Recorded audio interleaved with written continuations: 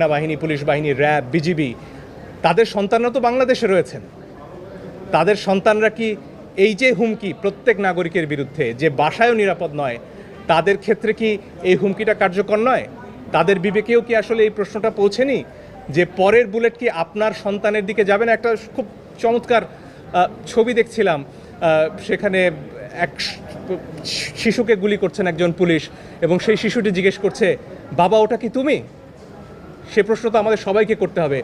আমাদের কল্পনা চাকমার একটি উক্তি ঘুরে বেড়াচ্ছে, সেখানে বলা হচ্ছিল যে পাহাড়ে যে অত্যাচার করা হয় পরীক্ষামূলকভাবে, একসময় সেই নিপীড়ন নেমে আসে সমতলে।